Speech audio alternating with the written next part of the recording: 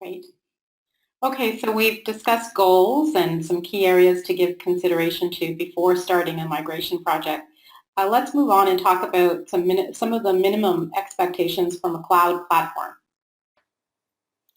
Sure. From my perspective, the key expectations, the most burning requirements would be availability, security, scalability, performance, and elasticity. What I'd like to be able to do is to build out a mature infrastructure right off the bat, fully HA, very redundant, and address most of those concerns right off the bat from the get-go.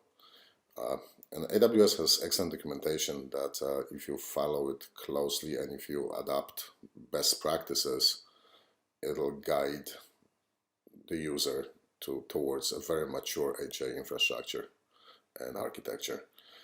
I like to be able to architect using established, tried and true technologies. I would definitely need end-to-end automation throughout the whole stack. Granular security controls are a must as well. And I will need my infrastructure to automatically scale up and down in parallel with demand. I guess those would be the key requirements from my perspective. The list of obviously could be a lot longer, but those are really non-negotiable must-haves. Yeah, I would agree with that. I think that AWS is a good choice for migrating workloads to the cloud because of the broad and deep range of features that it has. The ability to have instance types that are suited to workloads that use a lot of CPU or memory or storage performance, based on what kind of applications are being run there. The managed service offerings like that that Matt was mentioning, so like a managed database, so that you can offload some of the operational headaches of running a database and just sort of focus on your applications and your infrastructure and systems that are running in there rather than the infrastructure. AWS also has a lot of enterprise capabilities that make it really appealing to for customers, such as the ability to run sort of enterprise Windows applications and federate with some of our security systems, as well as a rich partner ecosystem. With consulting partners like Pythian to help architect and build stuff on AWS, but also technology partners that build a lot of the appliances and software that you might be using on-prem. You can continue to use those in AWS because of that sort of that partner capability there. Great. I think I would be remiss if I didn't mention that the full automation that I've been speaking of, that comes to play from the point of migration to AWS and then plays out throughout the lifetime of the platform, is really provides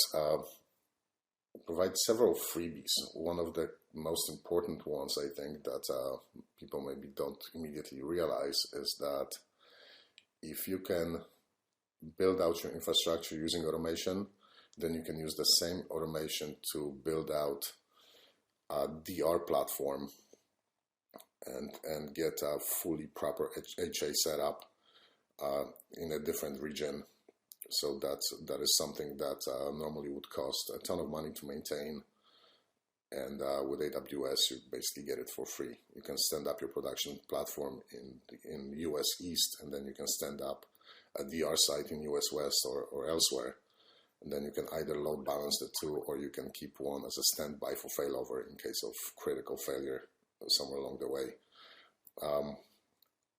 Also, cloud adoption overall and adoption of the modern software development practices and business practices allow you to quickly stand up new test environments and test the business ideas in those environments, validate them, and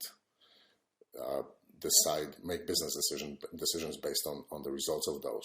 This is something that used to be a cumbersome and expensive and slow process where you'd have to order a number of servers, provision them, set everything up, and then run your business case tests.